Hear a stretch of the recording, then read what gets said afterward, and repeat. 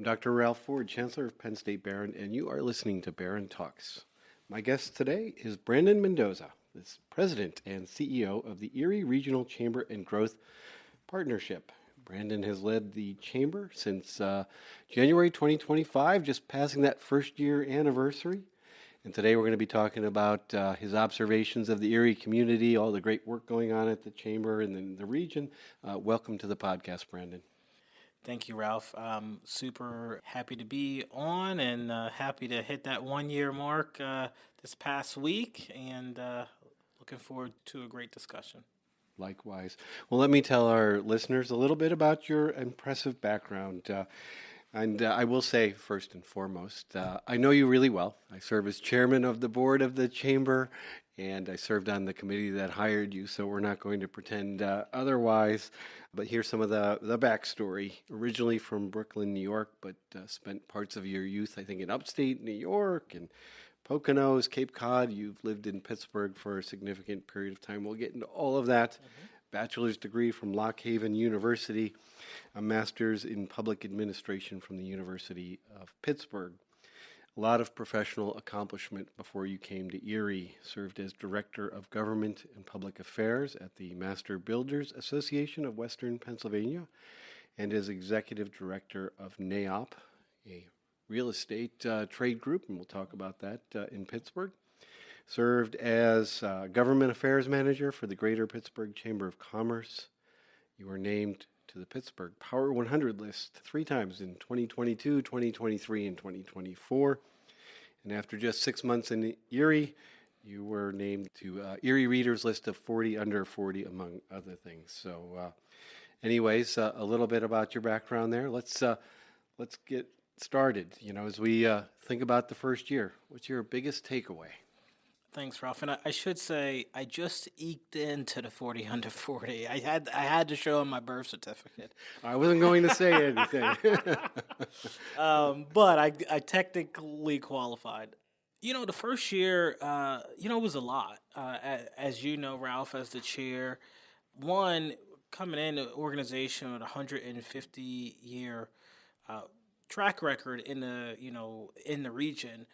One, just learning just where things were left off, kind of making sure that I wasn't coming in and implementing a whole bunch of change without taking stock of what has been and what has been done, what we've done well, what we haven't done well, and then building on and doubling down on some of the successes from the past, while also embracing new initiatives and changes for the future. So that was a lot of year one, a lot of relationship building. One thing I can say about Erie is that this is a relationship town. The people want to know you.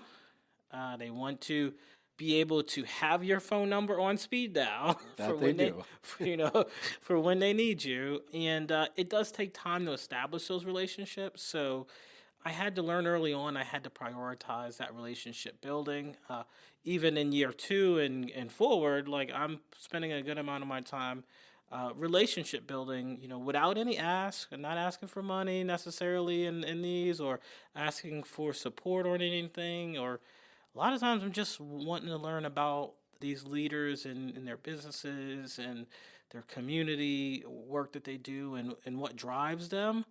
Because, at the end of the day, we'll figure out if there's something we can do together from a work standpoint at a later point. But the first year, really just relationship development.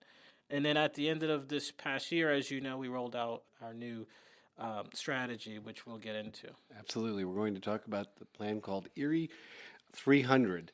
But let's just stick with the relationship building. I think, as someone who came here, although I've been here in the community for quite a while, it's absolutely true. People want to know who you are.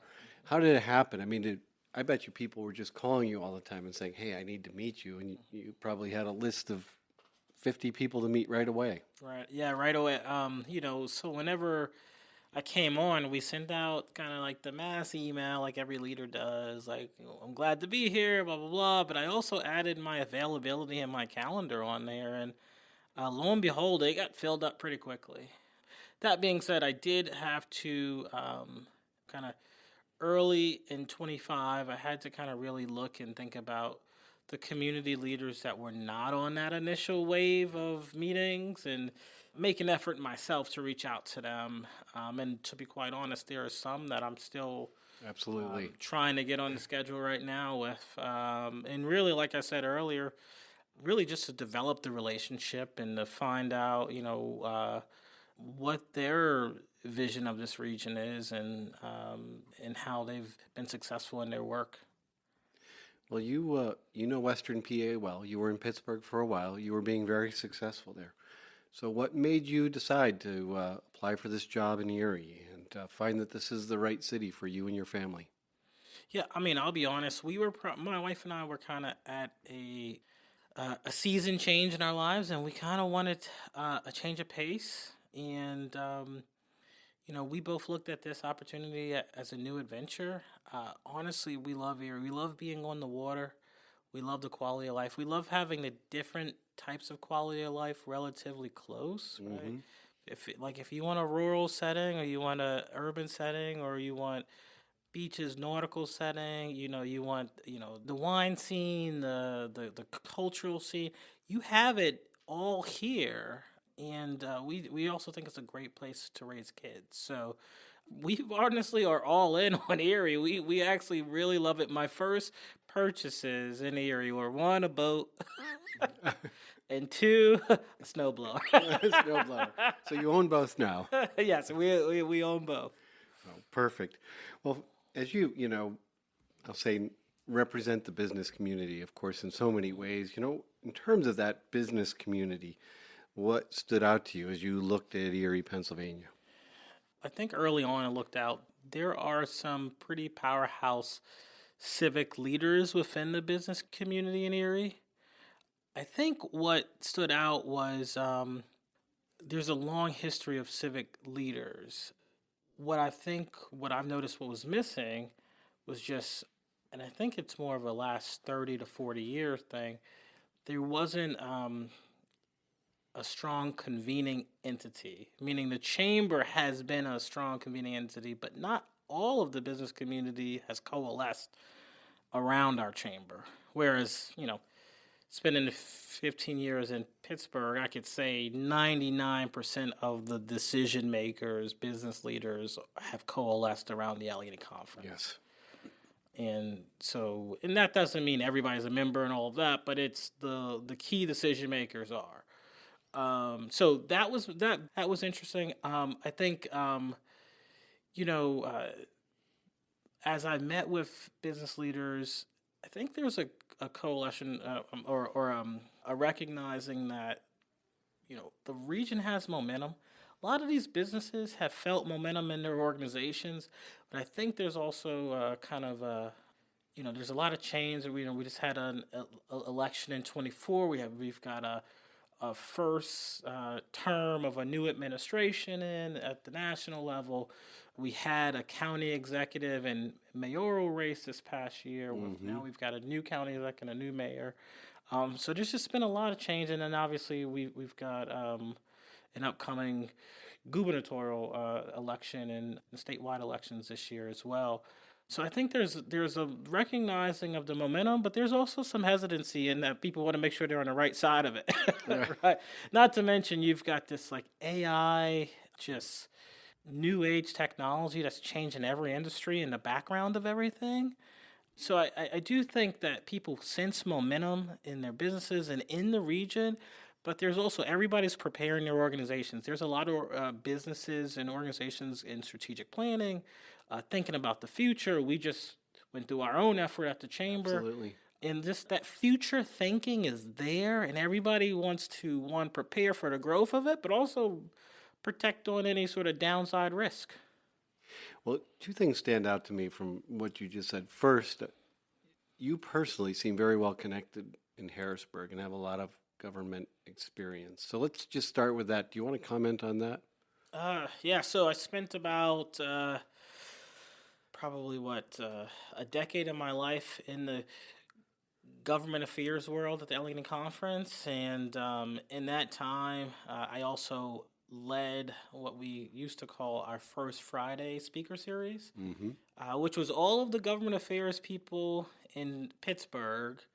We had a monthly speaker series, and we would bring in the the Speaker of the House, the governor, all of the statewide officials, some of our federal electeds and whatnot. So not only with my own work, but really through that First Friday group, I've met an immense amount of political leaders, not just in Western Pennsylvania, but all throughout the Commonwealth. That being said, the other thing is, working on the Shell project at the Allegheny Conference, really, because my role at the conference, I led our federal and local government affairs. So I actually didn't get to Harrisburg as much as, some of my colleagues. I went to D.C., which one thing you learn about D.C. is by the time one administration goes through and another one comes through, the entire town turns over. So everybody that I knew is now on to their third career probably by now in D.C. But that First Friday group, and then also working on the Shell project, we did at the Allegheny Conference, we worked on the Shell project with two different administrations. Started with the Corbett administration, and then it turned over to the Wolf administration. So working with both of their DCED leads, and then obviously all of the elected officials involved in those. So I've got pretty deep relationships in Harrisburg now, even though I wasn't a Harrisburg lobbyist. Well, one, and you just made me think about it as you were talking through this, is I definitely know you have a well-developed relationship with the lieutenant governor. And you two, I think, work together a bit in Pittsburgh, so that always helps too. Yeah. I was gonna say I'm a little bit older than Austin, but it's kind of funny because I think whenever we first started our relationship, we kind of had almost like a mentee mentor relationship, and I was the mentor. I think now, he's the lieutenant governor. Maybe I'm the mentee right now. That's okay. You can take credit, I think. Absolutely. Well, continuing on, I mean, this sense of momentum, and everybody's looking forward. By the way, we're doing it here at Behrend. It's a great time. We're looking at our next strategic plan, AI, all of those things. So it's created a lot of momentum. But Erie often sees itself as the underdog. Do you think that that's correct? Should we change our thinking around that? I'd love to hear what you think about this underdog persona that we often have. I think we need to rethink it. I think from everything that we're seeing with the early adoptions of AI, our region is actually well positioned. One, we have a great institution like Behrend and having deep, knowledge in terms of machine learning, engineering, and obviously, AI adoption. Two, I think, you're looking at we just went through a year of basically jobless growth. So a lot of regions that have, it's kind of the irony, a lot of regions that are experiencing very large population growth. Think the Sun Belt, right, Southwest. They're going to start, in my opinion, they're going to start to feel the pinch of, we basically went through a year of job stagnation here, right? Even if, my portfolio went up last year, but we didn't hire that many people in the country. I think you're going to see, regions like Erie that have good workforces, that have good quality of life, that are, I would say right now labor constrained, if you will. I think that is not going to be that much of a downside asset in the future. I think you're going to see some strife with a lot of places that are not keeping up with job creation and so forth. That being said, so the other thing I think is that our quality of life is one of the best in the country. I think people get hung up on the snow and whatnot, and I try to remind people, it snows in Jackson Hole, it snows in Boulder, it snows in Cape Cod. I can name places that you would put as first class places where it snows just as much, if not more, than it does in Erie. And I think people get, it's like, have you been on our lake in the middle of summer? Have you gone to the dozens of festivals around the community? Have you experienced wine country in the fall here? Like, it's just a beautiful place that I think we gotta, sometimes when you live in a place, it's kind of, forgotten. But, you gotta kind of remind the community about, just the assets that we actually have. Yeah, you're absolutely right. I'll say, maybe hallelujah, but I think we've got to change that narrative, and just by not even saying it. Maybe I shouldn't bring it up here, but it has to be discussed. But to your point, I grew up in upstate New York, and I can tell you, it's a lot colder up there. And the summers aren't as sunny. And I spent a fair amount of my life in Arizona. And I say, yeah, it's great if you like 100 days of 100-degree weather. It gets a little tiring. So there's a lot to do here in the winter. We get through the snow. And yeah, it's a phenomenal place. So many cultural assets, on and on and on we could go. And it's I think it is one of your goals, and let's switch to that. It's one of your goals to help tell the story differently. So you took some real significant time this year with your team. You listened a lot, and you've developed a new strategy called Erie 300. So take some time, step us through what this Erie 300 strategy is, and what you're thinking about. Absolutely. And so, first, one thing that you'll notice is that we did not call it a plan. It's our strategy. And the reason why we wanted to name it our strategy is because it's our real world North Star in terms of directing our work. So, if anybody asks what we're up to, I can lay out very clearly this is what we're up to. The strategy has 6 key pillars. We start off with our Erie's Advocate pillar, and that's very clearly any successful chamber in the country has a robust advocacy agenda and program, and they don't they're not trying to boil the ocean and solve every problem, but they're picking 2 to 3 items a year, and that's their focus. When we were at the Leading Conference, we picked 1 to 2 policy items each year, and if nothing else, that was going to get across the finish line. So with our Erie's Advocate work, we've got a number of advocacy items on there, but I'm not going to have my staff try to get 20 items across. Each annually, we're picking 1 to 2 items, and we're getting those across the finish line.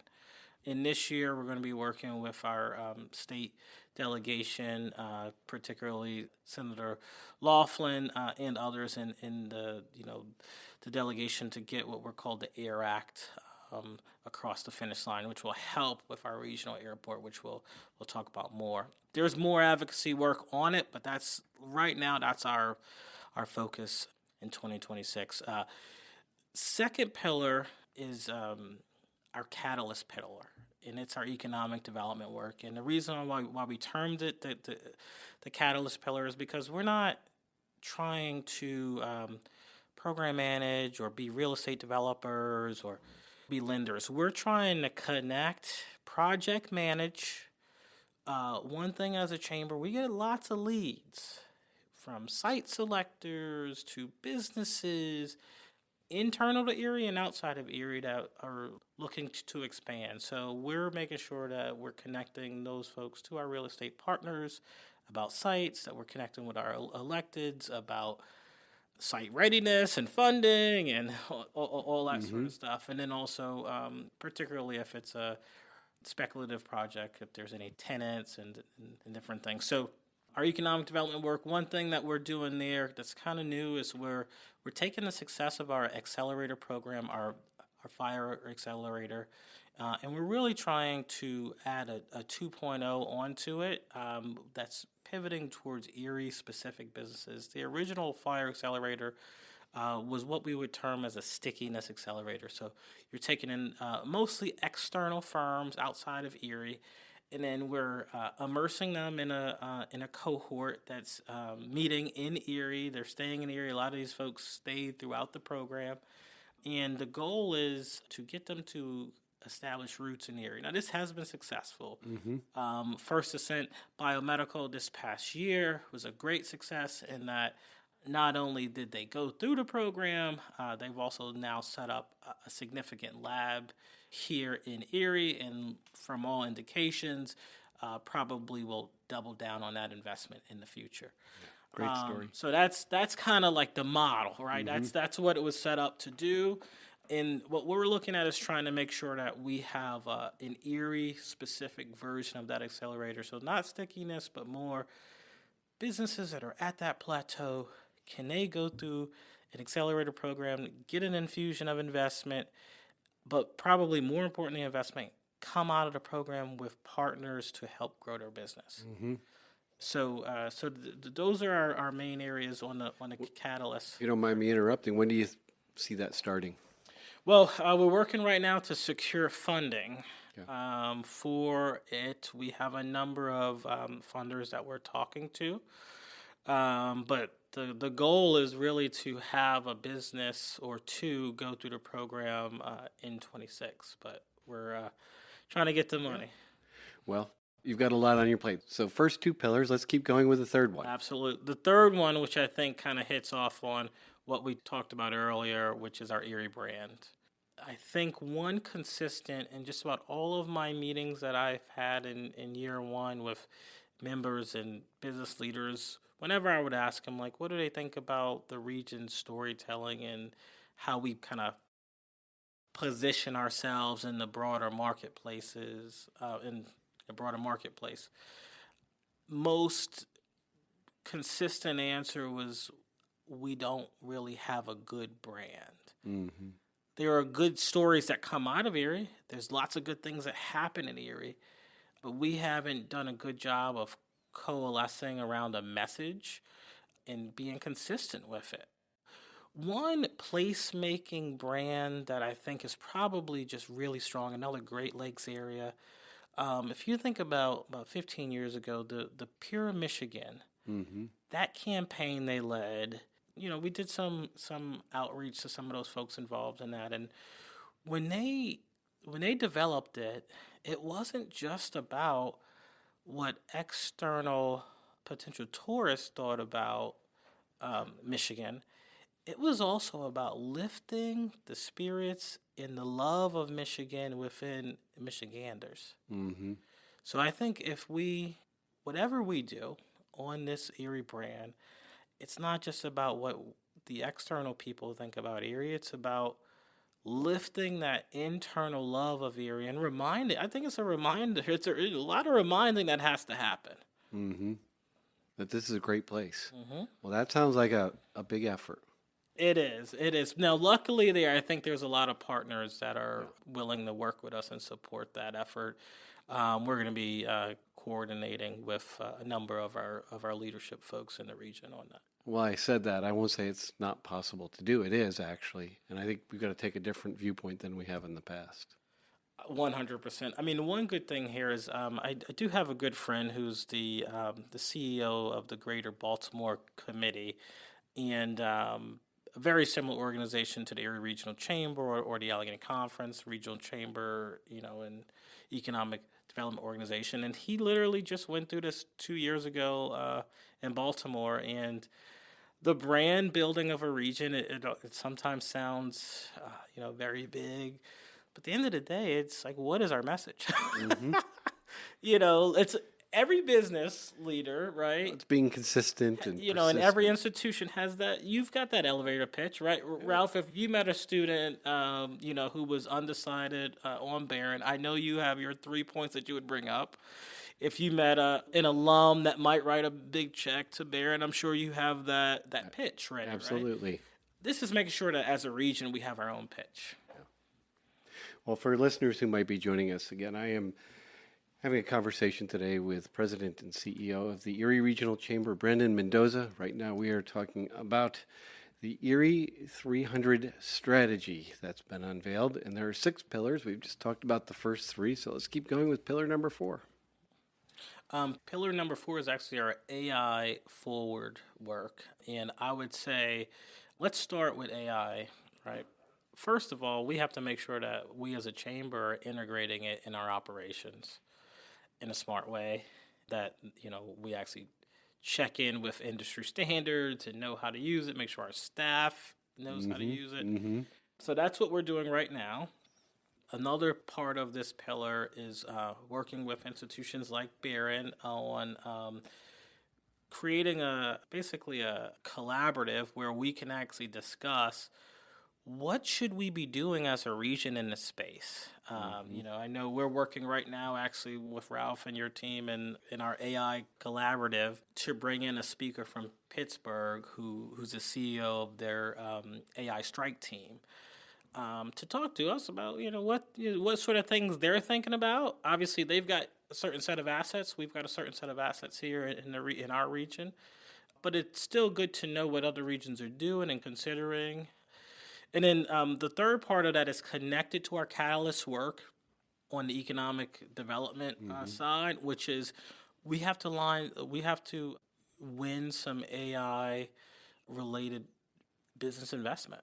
Data center would be nice. A big AI firm expansion into the region. But that being said, we've got a number of AI startups in the region. There's at least one, a number of them from your alums, and then additionally, I talked about First Ascent Biomedical earlier. They're basically an AI firm, Sure. right? So we have some AI wins. Now it's about trying to build a little bit of a cluster in the region.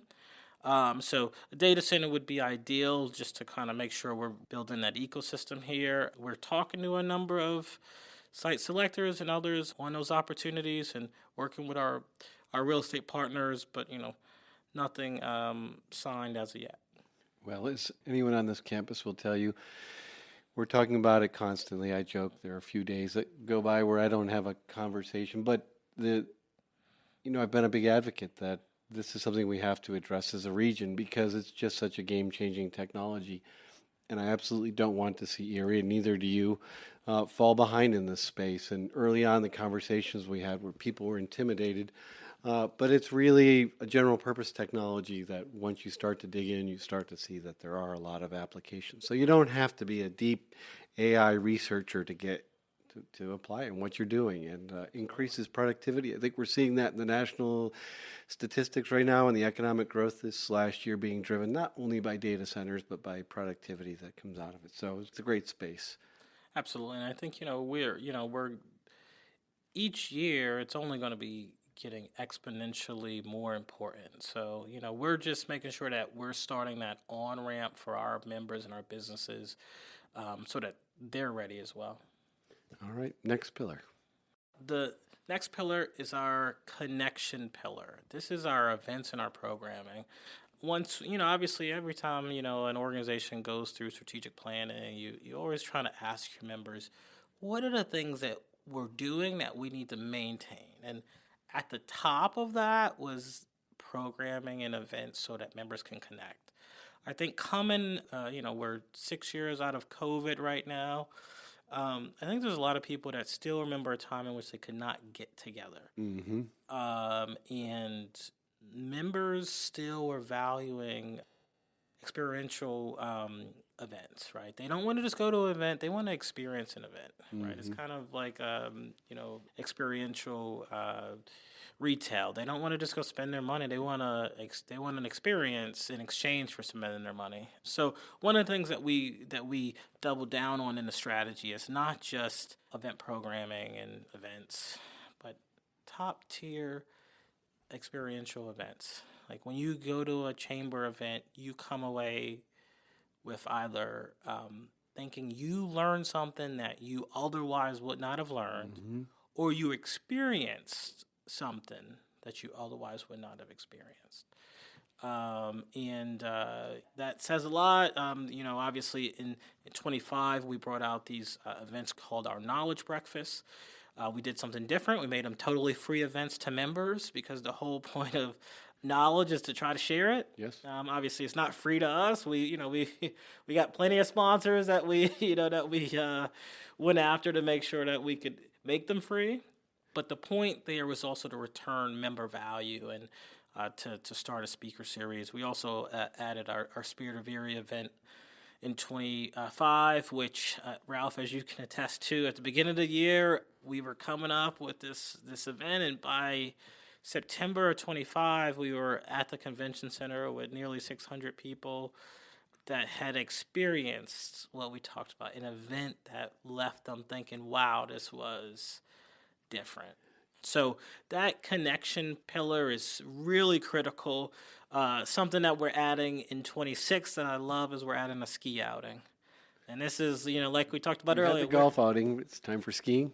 time for ski outing. Yeah. So in February, at the end of, so towards the end, we have ski outing planned for Peak and Peak, and so anybody that wants to attend or any members and so forth.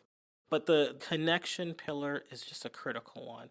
It's how businesses and leaders connect with other leaders and other businesses. Is how opportunities that were off the table get on the table, and so forth. And then I'll pivot to the last pillar. Sure, go right ahead. So while we have the Erie 300 strategy, we also have a plan in the strategy, and that's our Erie 300 plan. That's our long-term sustainability plan for the chamber. It actually is also where the name of the Erie 300 came from. So the chamber in 2024 celebrated its 150th year as a chamber. Last year, the city of Erie celebrated its 230th year as a city. And then this year, in 2026, the country is celebrating its 250th year.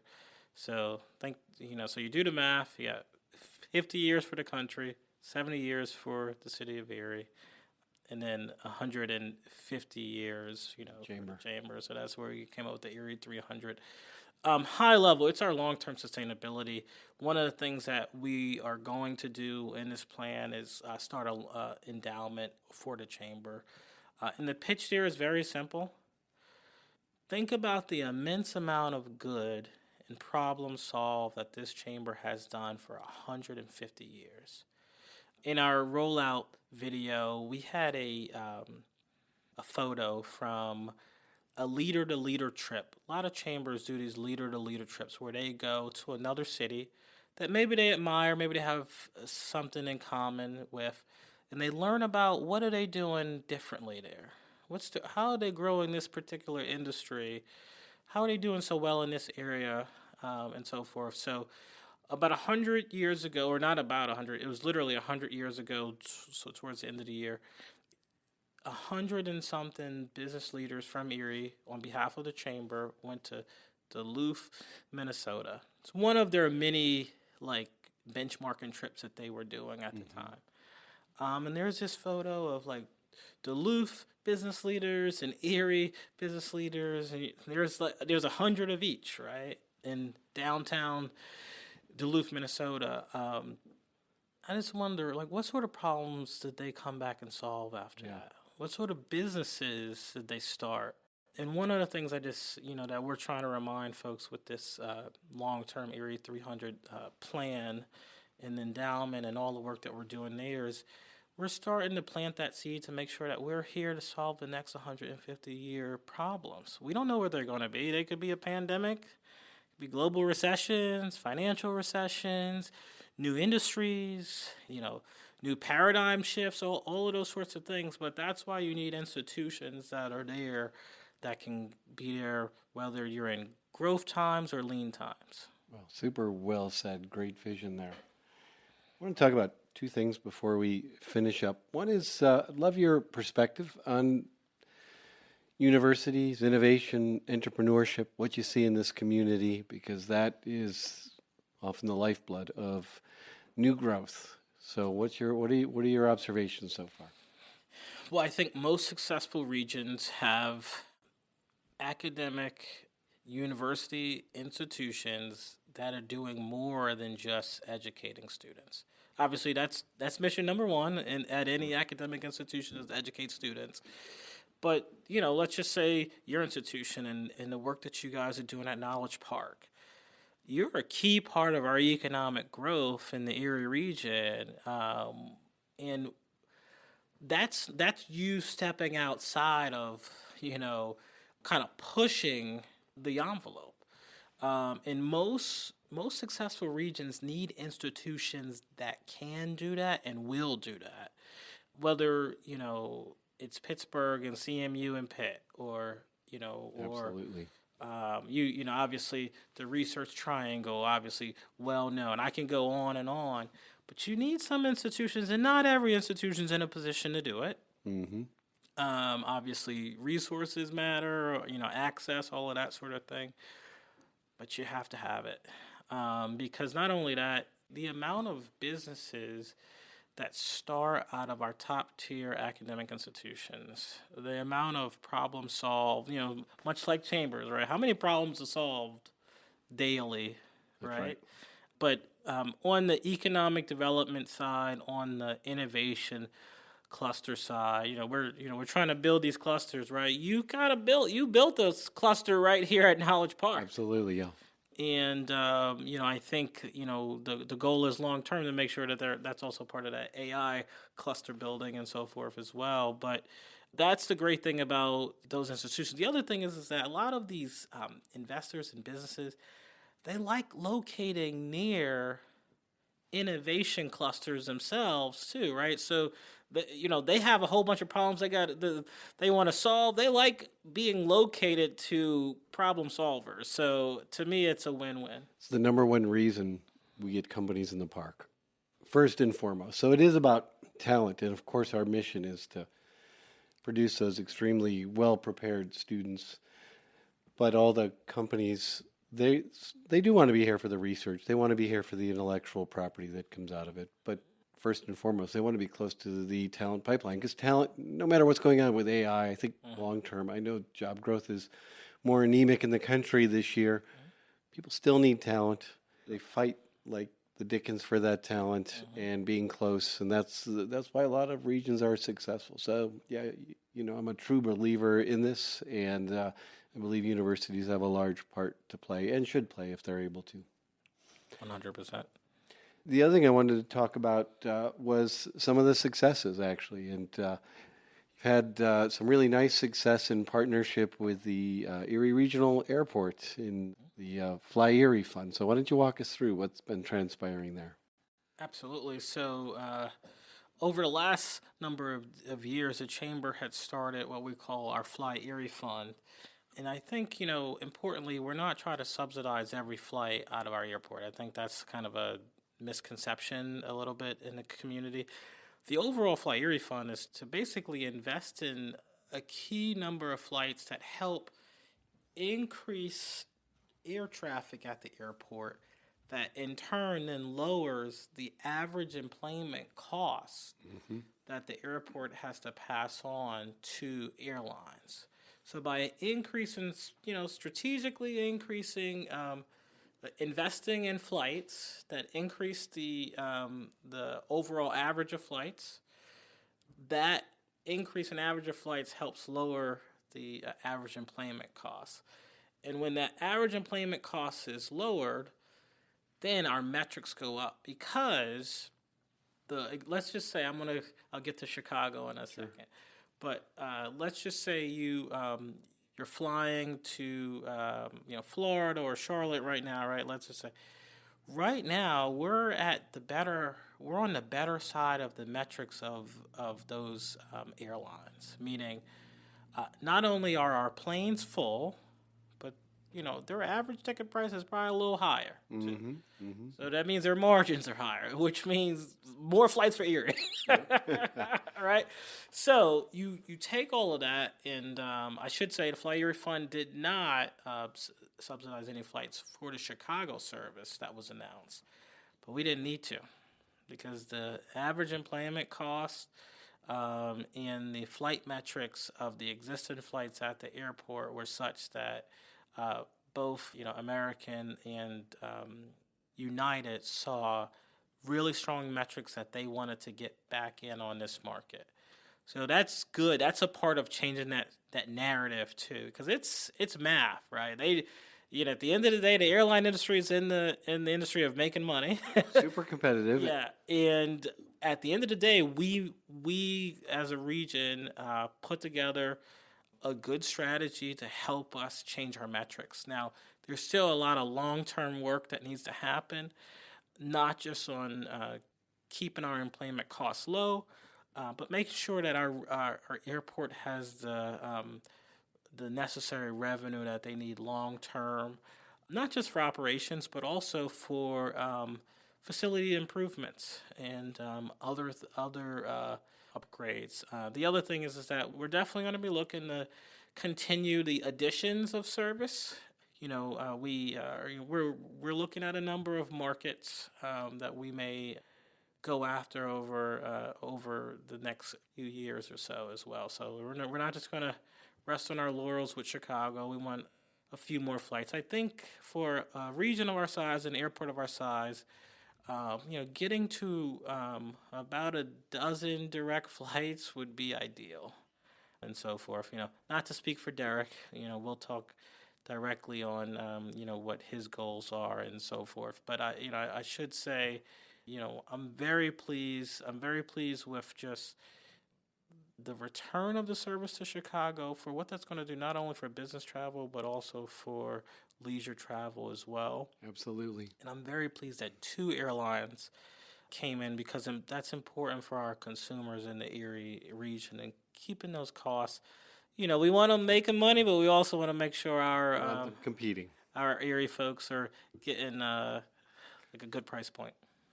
Well, the thing that you said that's really important, and I'll stress it again, is this is not just a short-term fix that the fund goes away and that the situation returns. You create a structural change so that the whole competitive situation is strong enough then to sustain airlines coming here. And I think it's important what you said. There's no funding going for the Chicago flights. That's just based on the success of the metrics of the airport. Yep, that's based on economics. And I think I'm very long-term, and you're right. It's not a short-term fix. We are trying to help save our airport for the long term because it's an asset that if it were not to be here, it would be very hard to start. And it's when we talk to our larger businesses in the community, it's a pivotal thing that they need to keep adding jobs at their existing operations, let alone new investments and new operations. So it's a critical need. Well, we're coming to the close. I'm going to ask you this. What does success look like for you in the chamber 5 years from now? I need the entire hour for that one, Ralph. Maybe we went through it with over Erie 300. I would say, so in our Erie 300 strategy, we have our Erie dashboard, and I'll tell you what we said to our board, which is obviously you know very well, Ralph. We're trying to get to 90 to 95% completion on our dashboard. There are some items I'm sure that won't get done. 95% is our target. The good thing is we've already got a few things ticked off already, and we were trying to add Chicago service in 26, and got that. Got it in 25. Got that in 25. But that being said, we have a dashboard. We're reporting out quarterly to our board, and we will be sharing that with members and the public, like not the dashboard, but the metrics as we check them off and so forth. We're trying to be as transparent as possible about telling the story about not just the problems, but when things get solved, we want to talk about them and make sure that there's a celebration about those things as well. You have been listening to Behrend Talks. This is Chancellor Ralph Ford, and my guest today has been Brandon Mendoza, the CEO and President of the Erie Regional Chamber. Thanks for being with us today, Brandon.